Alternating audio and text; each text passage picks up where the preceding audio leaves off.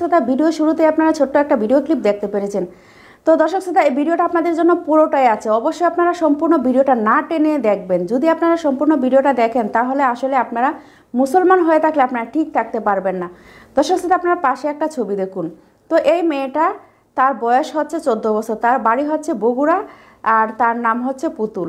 তো সে মাদ্রাসা লেখাপড়া করে, সে আগে পর্দা করতো, মানে তার হাত মোজা সহ সে কাউকে তার হাতটুকু পর্যন্ত কেউ নাকি দেখতে পারতো না। সে হাত মোজা পা মোজা সব কিছু পরে তারপর সে বাসা থেকে বের হতো। খুব সুন্দর কথা, ঠিক না? একটা মেয়ে যদি পর্দা করে সেটা তার জন্য ভালো, সব কিছুই ঠিক ছিল।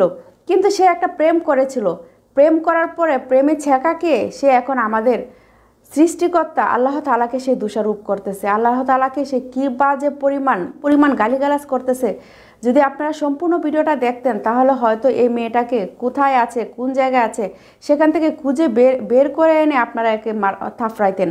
যাই হোক দর্শক শ্রোতা, আমি আর বেশি কথা বলবো না।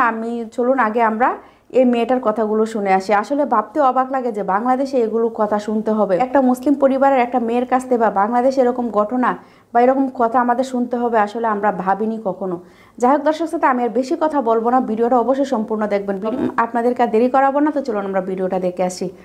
তোমরা যারা আল্লাহর ভক্ত আছো, বুঝছো, আল্লাহর যারা ভক্ত,